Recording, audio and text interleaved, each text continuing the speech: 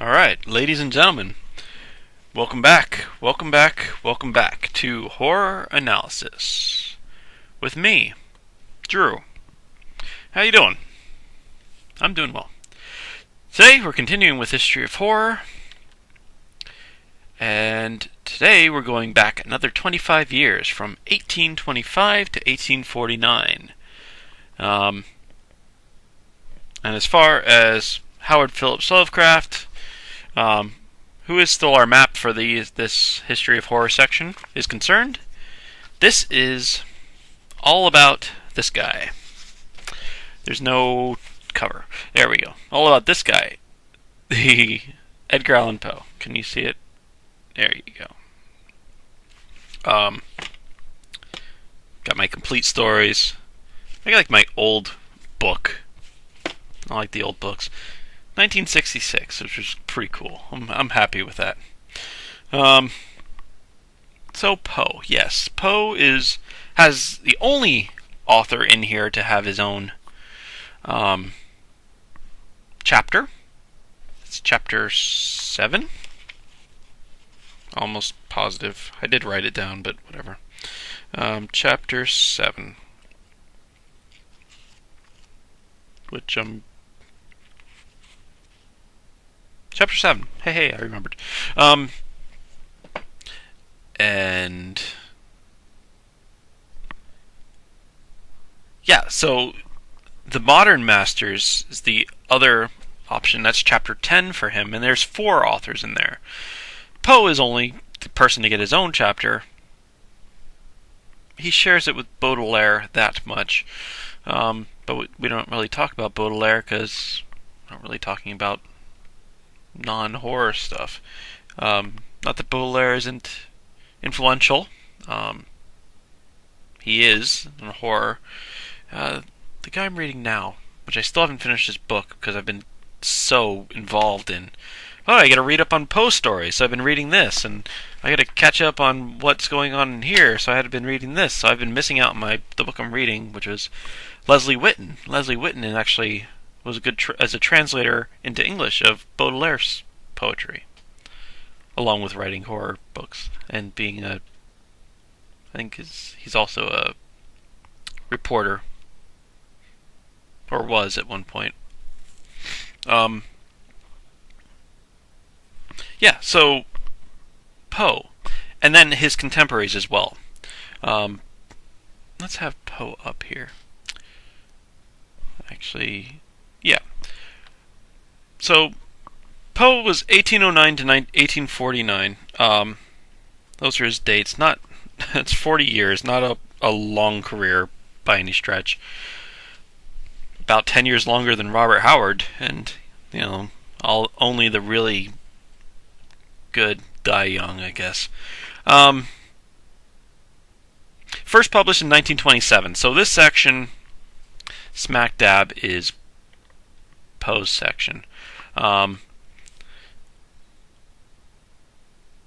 so Lovecraft Chapter 7, pages 52 through 57,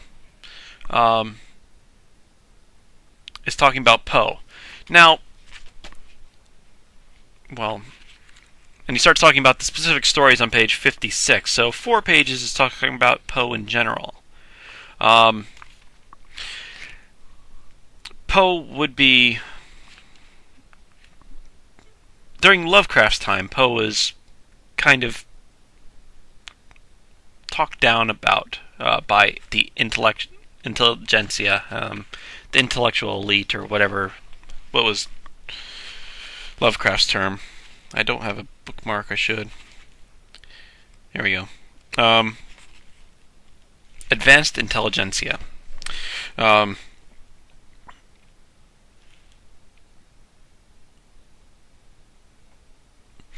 Poe, according to Lovecraft, is one who's basically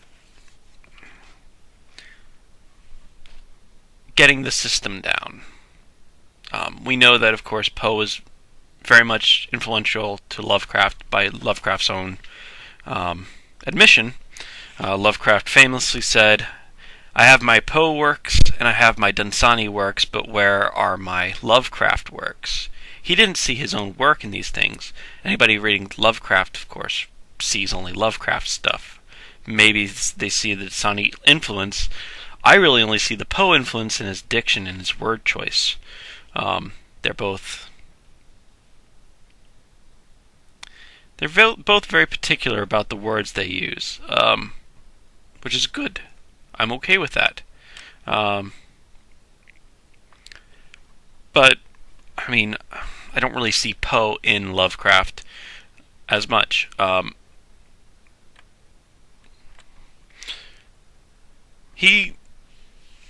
Poe is the father of the modern short story in Lovecraft's view. I don't know where exactly he says that. And I'll even buy that because, short stories before that, I guess, were a little bit, tales, or, it was different. Of course, next time we're going to be going back another 25 years and talk about Washington Irving and those short stories. So, I'm not sure how much influences one came to another, and who's the real true father, and that's silly to say the true father of short stories. Things just happen, I get why some people would say X and Y, but as to say that they're the true father of something or other is kind of tough to say without going through all their predecessors, which I'm not going to do. It's just not worth it.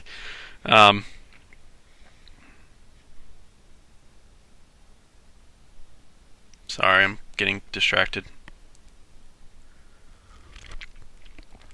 Hot water too. So,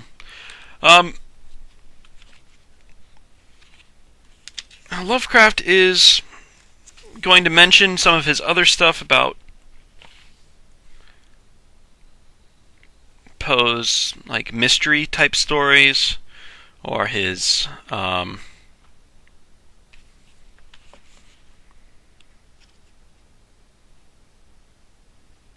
his not quite weird tales, his not quite horror. But those are good. I mean, Murder in the Rue Morgue was made into a film, as we saw in the 30s and 20s and teens, about 6 times. As it is, it's a murder mystery. It's a weird, not in the Lovecraftian sense, but it's just a weird murder mystery. So, yeah. And of course, there's lots of movies that are not or books, stories that became movies that are not cosmic fear in Lovecraft's sense of the word, but, become staples of horror genres. Of course, Lovecraft is like Noel Carroll in saying you have to have, I'm not saying you have to have a monster, you have to have cosmic fear in Lovecraft, something that makes you think the world isn't right. And that's what gives you the creeps, and that's what makes it a horror movie, horror story. So, Pit and the Pendulum, stuff where there isn't supernatural elements aren't going to make the cut for Lovecraft. They're going to be related because, of course, they're related. Telltale Heart, not in one that Lovecraft talks about all that much. He talks about the supernatural ones.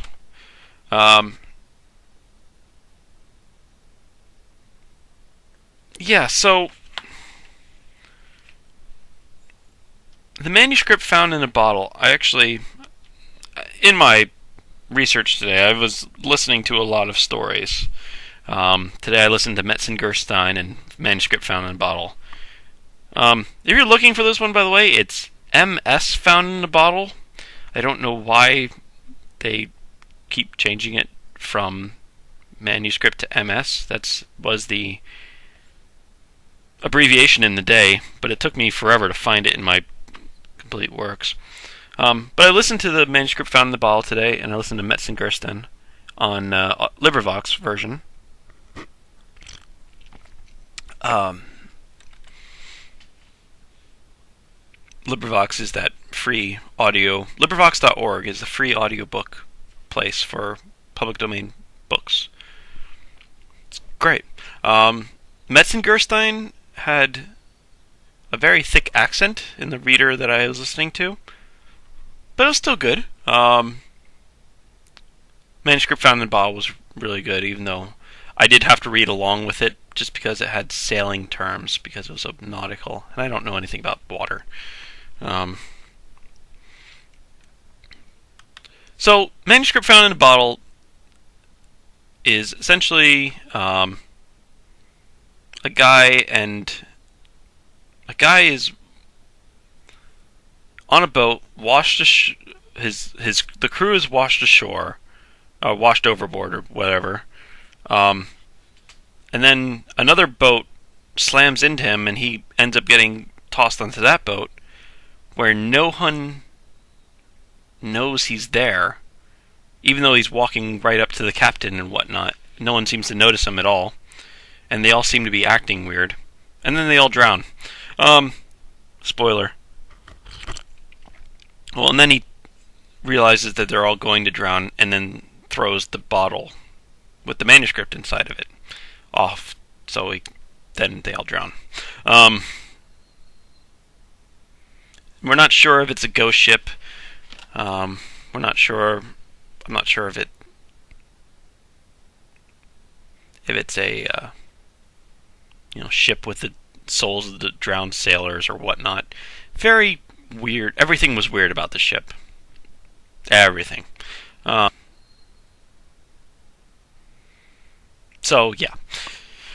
The next one down the list, The Facts in the Case of M. Valdemar. Lovecraft describes this one as 56. True. Come on. Kept together by hypnotism for 7 months after his death.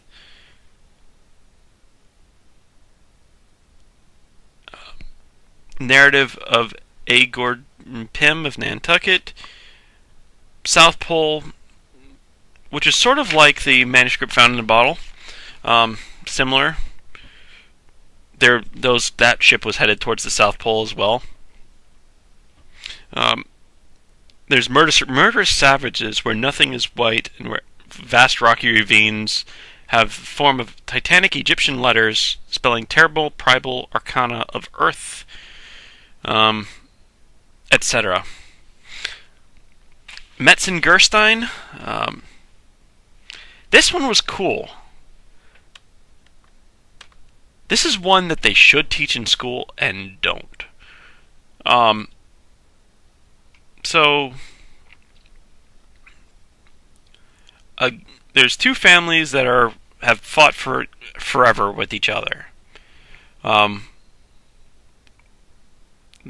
young guy from one of the families' parents die, so he's 18 or whatever, kind of young, impetuous, whatever. And you don't know it, but you basically know that he burned down the other guy's stables because the other guy was really into his horses. And the other guy ran into the stables and died trying to save his horses.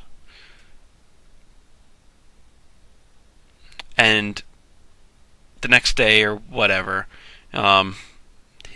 he comes down to his stables, and the grooms and whatnot are fixing up a new horse. Say, hey, we just found this horse running around. It had smoke all over him. And there's like a brand in the front of him with the other guy's initials. And the kid seems to think it's a great idea. It's like, oh, okay, I'll ride it. So he rides it and he falls in love with it and he keeps riding it every day. Even though it creeps everybody else out.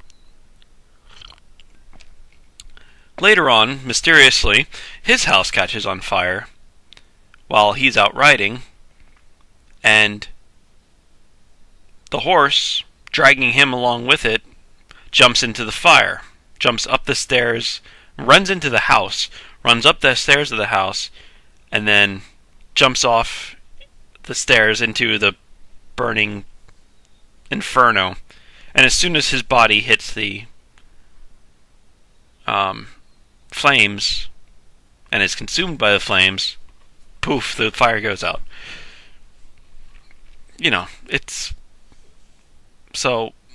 It's not known that it's really the other guy that he burned, but it's the other guy that he burned. One of those. But it was really good. I was very impressed. Man of the Crowd was kind of weird. I listened to that not too long ago. Actually, no, I didn't. I couldn't find it. I had to read it in the book. About a guy who's just always walking around trying to find a crowd. Like, he doesn't sleep, he doesn't eat, he doesn't stop. He just keeps going from one place to another, walking around London. London? I think it takes place in London. Trying to find crowds to hang about in. Mask of the Red Death, pretty much everyone is familiar with this one. There's a plague sweeping through the land. The nobles all lock themselves in a cathedral with 5 rooms. And there's a banquet in each. The Red Death shows up as a person in a mask, as the rest of them are in masks because it's a mask, and everybody dies. I remember this from school and having to understand that each of the rooms was a different stage of life, so it brought death to the babies and the young people and the middle-aged people and it's such a good story if you didn't have to deal with a nonsensical pardon me. It's a good story if you catch the underlying symbolism, but if you're forced to look for the underlying symbolism, that was what ruined it. As a high schooler, it's not a bad story. Silence a Fable and Shadow a Parable I listened to recently. Actually, the reader was the same on both, and it was good. They were both good. Shadow a Parable I think I liked more. Kind of Mask of Red Death-esque. These Greeks or Romans or people in togas, whatever they are at a funeral, and a shadow comes out of the wall while everybody's looking down at the table, and no one looks directly at it, so it keeps coming closer to it. No one looks directly at it. They look at the reflection in the table until it starts talking. Did I forget from last week when I read it? Yeah, I think it starts telling about its life as death, as part of death. Does it kill everybody else? I'm just getting it confused with other stories now. Silence a Fable was another guy in a toga. The guy goes to a river in Africa. A guy in a toga is there, and everything's making too much noise. So the guy curses everything, and nothing makes any noise anymore. It's weird. Legeia, I finished not too long ago as well. That one was good. That one's not one that's well known today, and that one was really good. I think Lovecraft actually had a better description of something than something I could come up with, so let me actually switch that to it. Beg pardon. 57.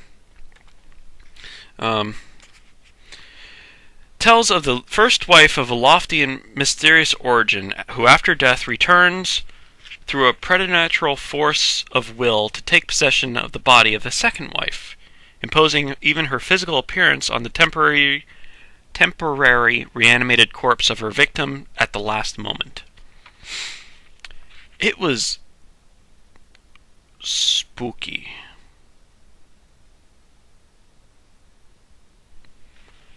It was not scary, but the atmosphere was really weird. I wasn't sure if the narrator was just under a spell for the whole time he was talking about how much he loved his first wife. He's like, yeah, she was so beautiful. She was beyond beautiful. Let me describe her. And then she describes, and I'm like, man, she must look really weird. And she was so smart, and she was so blah, blah, blah, and blah, blah, blah. I'm like, this is creepy. No one should be that into his wife. I didn't mean it that way. Any future wives I might have. Didn't mean it. Anyway. Yeah.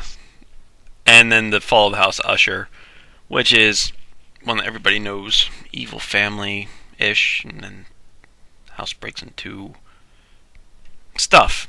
It's stuff. All these, I think I can recommend all of these. Well, I haven't read these number 2 and number 3 on the list. The rest of them I can certainly recommend. And of course, Telltale Heart and the rest of them that I'm sure most people have read already. I'm sure you can find this for less than $10. We used to sell it at Borders for $9.99 in the bargain bin, and I'm sure you can still find it in a bargain bin someplace for $9.99, or your local used bookstore. The poetry is great as well. Annabelle Lee for weird poetry, good stuff. Raven, of course, everybody knows. Some of their other poetry I didn't like, but whatever, it's cool. The price is right. I got this for $7.76, $7.50. Yeah. So, on to Poe's contemporaries. And Poe had some really cool contemporaries, too. Yeah. So, Poe died in 1849. He was writing up until 1942, for 1945 for these ones. But he started in 1927 was when he was first published, and that was some poetry, I believe. Now, yeah. So during that time, the same time, 25 to 49, we have a lot of his contemporaries as well. Starting at the beginning, Mary Shelley's last works. I don't know when Mary Shelley died. Does it say in here? Actually, it says on my notes. Scusi. Notes. Died in 1851. So yeah, right at the end of this is when she died as well. She, of course, didn't. She lived quite a bit longer than Poe did. She was quite a bit older than Poe was when they died. Even though they died about the same time. Well, really? Yeah. A decade or two older. The Last Man is one that Lovecraft mentions as sort of a what did he call it? 38.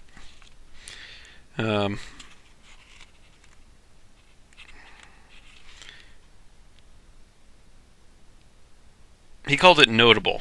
Okay. And of course, I've mentioned transformations a few times.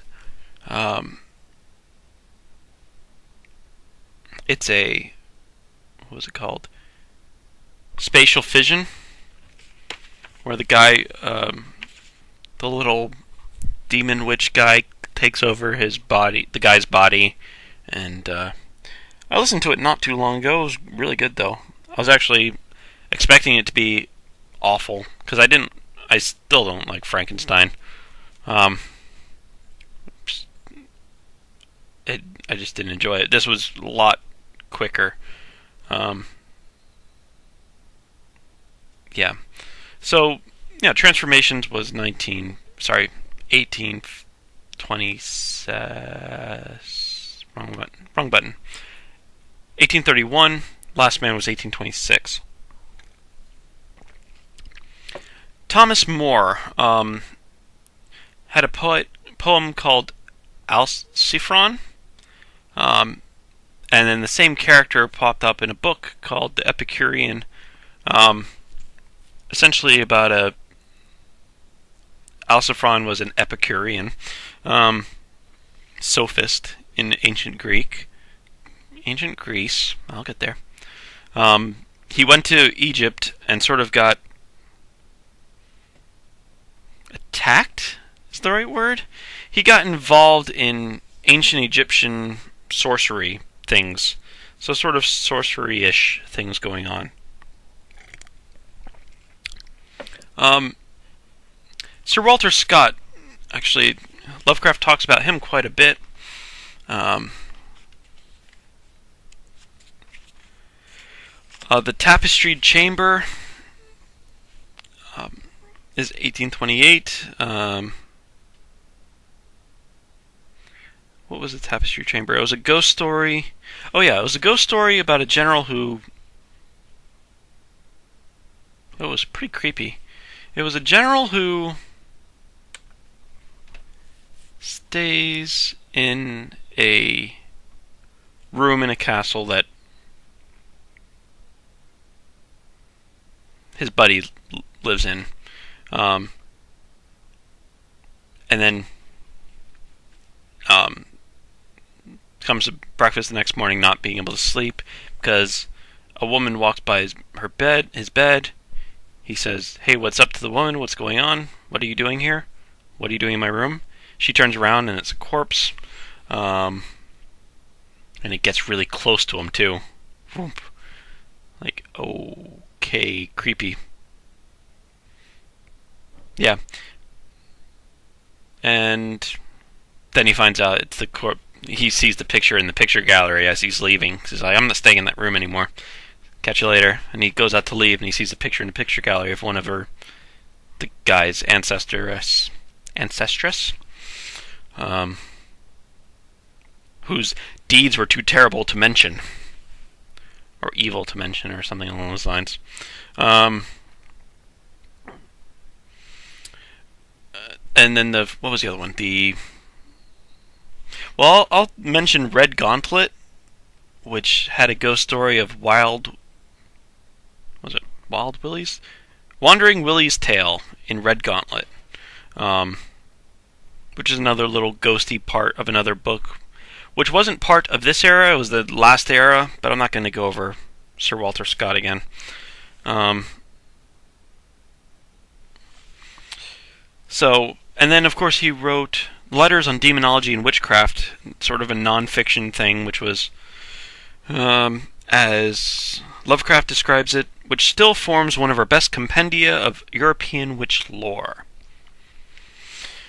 Now we go to the continent, to Honor de Balzac. Wild Ass's Skin was 1831. You put on the skin of an animal and you become the animal sort of deal is the gist I got from it. I haven't read it. Seraphita was 1835. This one that wasn't even described in Wikipedia. I don't know what it was, but Lovecraft mentioned it. And the other one was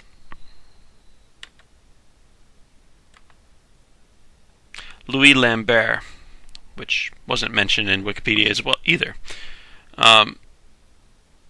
Also in France at this time, Théophile Gautier, one of Cleopatra's knights, was one that he mentions. Clarimond, 1836, is probably the reason I have this. It's very worth mentioning. Clarimond was an early female vampire story. So each time we go back, we had Dracula 2 or 3 videos ago. We had Carmilla last video, and now we have Clarimond, which was the first. Wikipedia said it was the first vampire novel to have holy water as a deterrent to vampires, or crosses in holy water as a deterrent to vampires. Religious symbology is a deterrent to vampires. Either way, definitely worth mentioning. There's a lot of those. Oh yeah, and this is the first time this pops up in this section. Whether you buy the father of the modern short story as one of Poe's claims, but first time holy water is used as a deterrent to vampires. That's worth mentioning. The Mummy's Foot, as far as I'm aware, is just a standard run-of-the-mill mummy story. I don't think that wasn't available on any information on Wikipedia. Prosper Maremy, if I'm probably mispronouncing that, the French people are gonna trip me up again. La Venus d'Ille, 1837, is a statue of obvious Venus of Ile, or however that's pronounced, Ile. Comes to life and kills the son because she thinks it's her husband. Statue coming to life and going on rampage. Golem about 4 videos ago. So good to have another one. Well, now we go to Germany. Wilhelm Meinhold, The Amber Witch, 1839. This took place in the 30 Years' War in the 17th century. A girl finds a deposit of amber, keeps it hidden for whatever reason, brings out a bit every once in a while, and sort of becomes rich. Is accused of witchcraft because she's rich. Tortured until she confesses and about to be burned at the stake. Whereas, at which point her boyfriend comes and rescues her, and they go off together. And there's a real witch who dies horribly in prison, but I don't have that information. Where is it? Maybe I can get that. 46. Let me see if I can find that.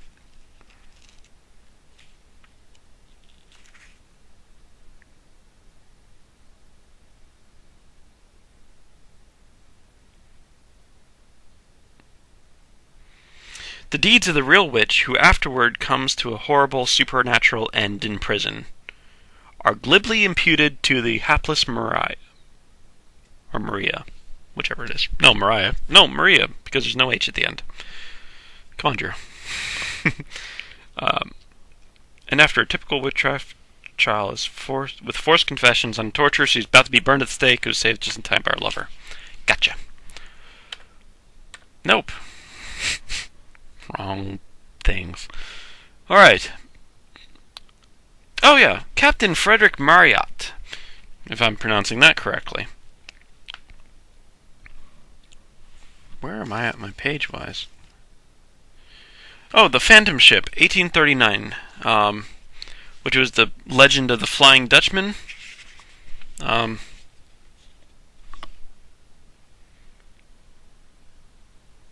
in that book there is a tale called The Werewolf. That's why I have that note there. Actually, I'd like to know the tale of the Flying Dutchman, so I would like to check that out. Maybe I'll check out Captain Marryat's The Phantom Ship with the werewolf thing, because I'm werewolf-aholic.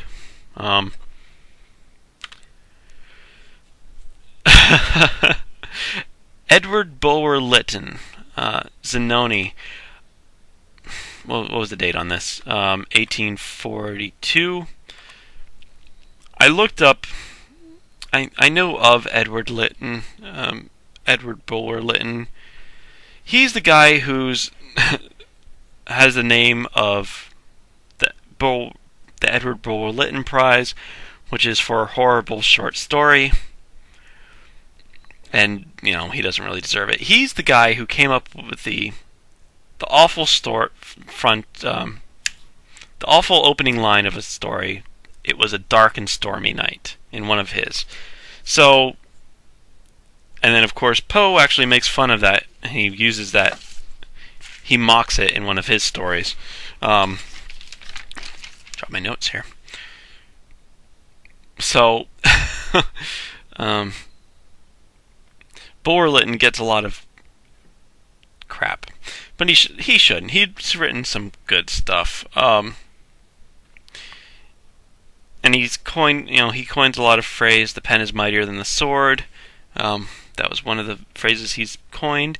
The unwashed masses and pursuit of the almighty dollar. So quite a. But he also wrote weird fiction. Let's get to that. The House and the Brain, I should have talked about last time if I were on top of things, but I'm not. That was 1851. 1859. Zanoni was one that Lovecraft talks about for a bit. The plot was this witch, master of sorcery or whatever, will not become mortal until he falls in love. And then, of course, obviously, to make the story go someplace, he falls in love. And then dies in the French Revolution. So apparently, this is weird. It was weird and magical and mystical and whatnot. And, grab my thing here. And apparently it gave Charles Dickens the idea for the ending of Tale of Two Cities, which is weird because apparently Bulwer Lytton and Charles Dickens were buddies. And there's usually a little thing at the bottom of Wikipedia pages talking about what adaptations there were for books, and they had Hancock as one of the adaptations, and I can sort of see it from what was described. I don't know why. It's so weird, but it's so weird. Hancock was a movie in 2008 with Will Smith as like a superhero, like pretty much all-powerful guy who, when he falls in love with a woman, Charlize Theron, I think it was, who is an immortal person too. They both start becoming mortal, and and less all powerful, and stop being superheroes. So I sort of see what the point, how that was an adaptation, but it's just so weird. Hancock is an adaptation of a Bulwer Lytton story. I dropped that thing again. Whatever. Let's see. What else do we have here? Nathaniel Hawthorne, Mosses from an Old Manse. I talked about Hawthorne, House of Seven Gables last time, because that was 1851, and this is 1844. Poe famously criticized Hawthorne quite a bit, because Hawthorne's spooky stuff are moral tales, and Poe and Lovecraft along with him don't want morals in their spooky tales. They just want spooky tales. They don't want it to be a lesson for somebody. It's not the point of it. If you're going to scare somebody, don't make it be a moral lesson. Just let it be a scary story. I buy that too. And I don't mind being critical of Hawthorne because I'm not really a huge fan. Out of Mosses from an Old Manse, one of the stories that I was forced to read as a child, as a high schooler, was Young Goodman Brown. I hated it. It's not bad in retrospect, but it's not don't force high schoolers to read it. Um, it's about a guy who's going about something bad business, and he sees a vision of everybody in his town at a Black Sabbath, including his wife. So he freaks out, and he freaks out, and he runs home, and it was all a dream, sort of, not really. Another one that I saw in here was Rappaccini's Daughter, which seemed pretty cool. I do have it on LibriVox, but I haven't listened to it yet. That was about a poison guy who tends poisonous plants, and he gets his daughter to tend poisonous plants, and his daughter becomes immune to the poisons, but poisonous herself to other people. Kind of cool. It's a good concept. I haven't listened to it to be able to judge it one way or another. It's on my list. So many things are, though. Dropping down, Wuthering Heights, 1846. These are in general chronological order.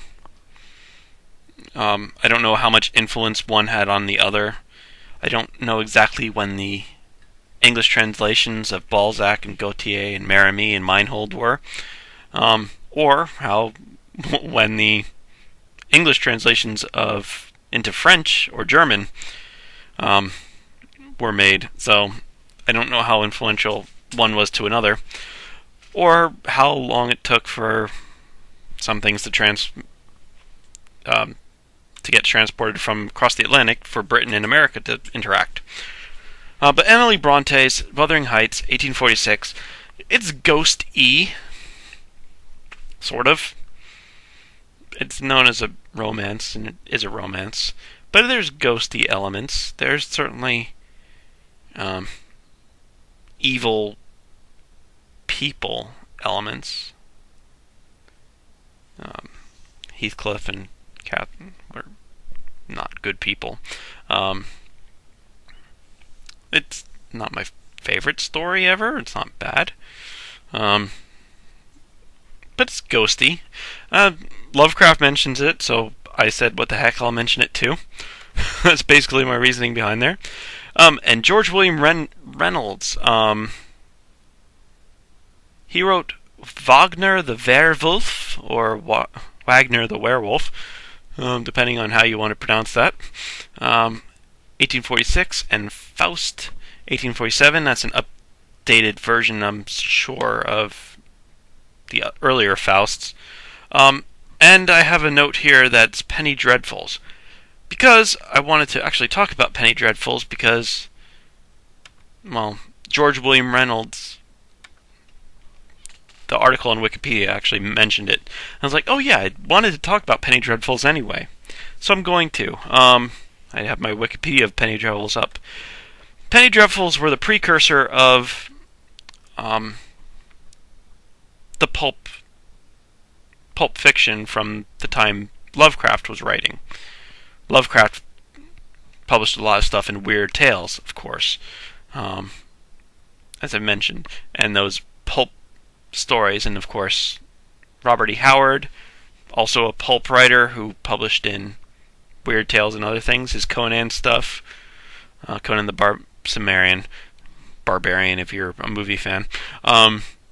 Conan stuff was, pulp.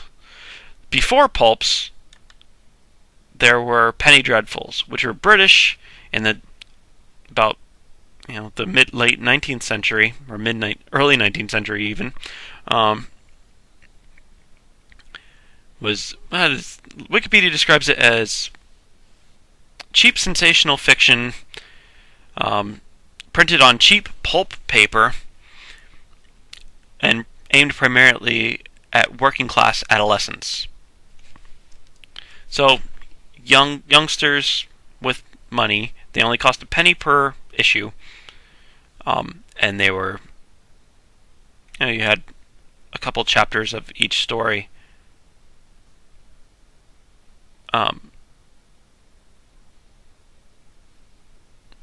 Sorry, I was reading something on the side here. A couple chapters of several books. So you'd have to get the whole story. You'd have to get there, but there'd be some dreadfulness to it. Not it was dreadful writing. Sometimes it was, obviously, but it's not the point. It's dreadful because it was, blood and guts and stuff that my mom wouldn't appreciate me reading, like horror. Sorry, Mom.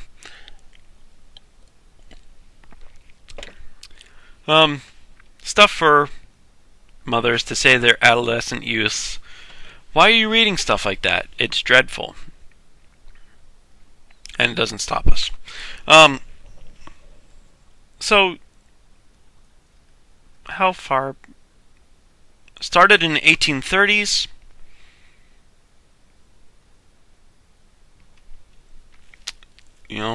Dickens was probably a bit above the penny dreadfuls. He was a serialized person as well, but he was all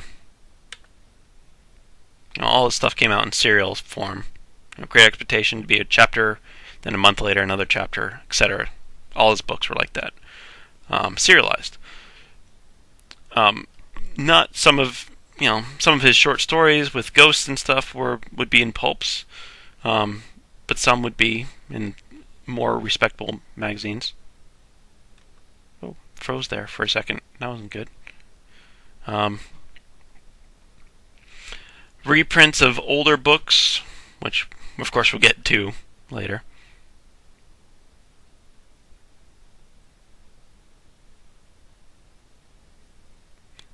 A. Milne. Why does that name sound familiar? Oh, because he wrote Winnie the Pooh. That's why.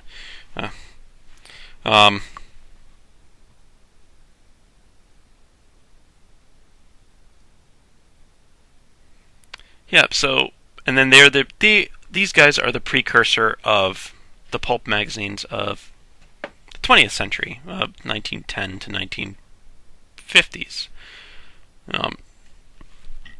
Maybe even they probably survived in the 60s, some of them. And then, of course, they were sort of replaced by, mass market paperbacks.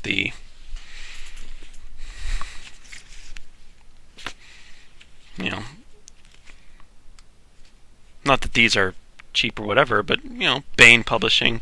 For horror, you're looking at Tor, and others. There's lots of out there. So people who are publishing in paperback writers, as Lennon and McCartney sang.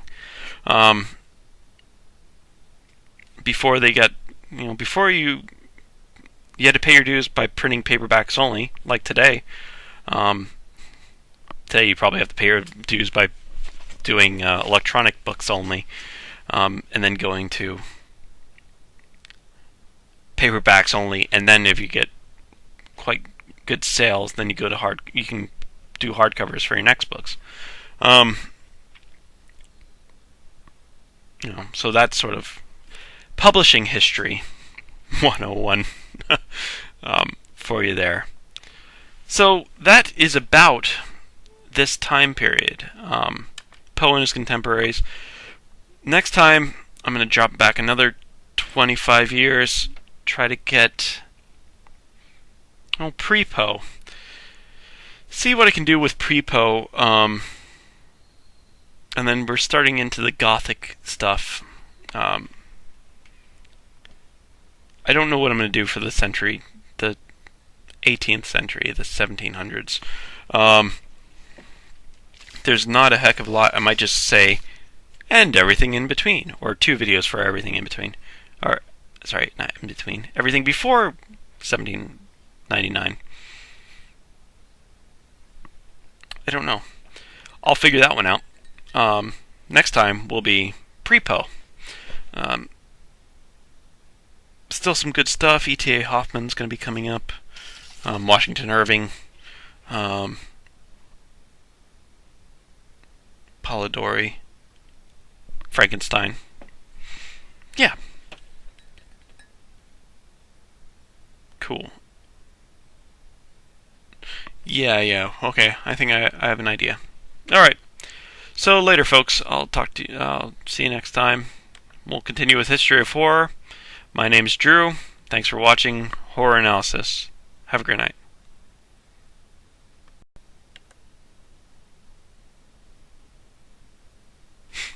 Alright, ladies and gentlemen, welcome back to Horror Analysis with me, Drew. How you doing? I'm doing well. Today we're continuing with History of Horror, and today we're going back another 25 years, from 1825 to 1849. And as far as Howard Phillips Lovecraft, who is still our map for this History of Horror section, is concerned, this is all about this guy. There's no cover. There we go. All about this guy. The Edgar Allan Poe. Can you see it? There you go. Got my complete stories. I got like my old book. I like the old books. 1966, which was pretty cool. I'm happy with that. So Poe, yes, Poe is on what's going on in here. So I had been reading this. So I've been missing out on the book I'm reading, which was Leslie Whitten. Leslie Whitten actually was a good as a translator into English of Baudelaire's poetry, along with writing horror books and being I think he's also a reporter. Or was at one point. Yeah, so Poe. And then his contemporaries as well. Let's have Poe up here. Actually, yeah. So, Poe was 1809 to 1849. Those are his dates. It's 40 years, not a long career by any stretch. About 10 years longer than Robert Howard, and only the really good die young, I guess. First published in 1927. So this section, smack dab, is Poe's section. Yeah. So Lovecraft, Chapter 7, pages 52 through 57. Is talking about Poe. Now, and he starts talking about the specific stories on page 56. So 4 pages is talking about Poe in general. Poe would be, during Lovecraft's time, Poe was kind of talked down about by the intelligentsia, the intellectual elite, or whatever. What was Lovecraft's term? I don't have a bookmark. I should. There we go. Advanced intelligentsia. Now,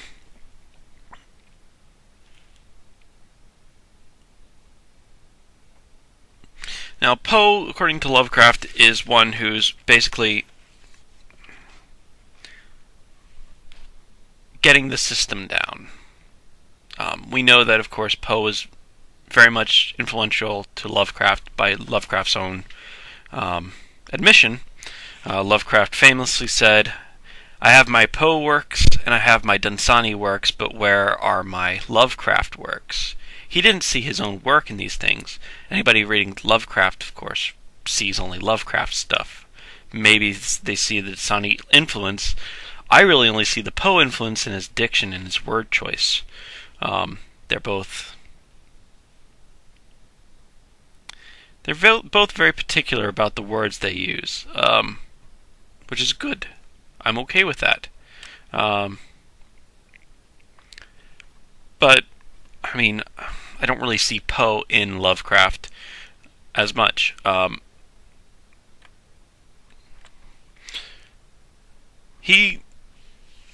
Poe is the father of the modern short story in Lovecraft's view. I don't know where exactly he says that. And I'll even buy that because, short stories has the only author in here to have his own chapter. It's chapter 7. Almost positive. I did write it down, but whatever. Chapter 7. Which, Chapter 7. Hey, I remembered. And... yeah, so the Modern Masters is the other option. That's chapter 10 for him, and there's 4 authors in there. Poe is only the person to get his own chapter. He shares it with Baudelaire that much. But we don't really talk about Baudelaire because we're not really talking about non-horror stuff. Not that Baudelaire isn't influential. He is in horror. The guy I'm reading now, which I still haven't finished his book because I've been so involved in, I gotta read up on Poe stories, so I've been reading this, and I gotta catch up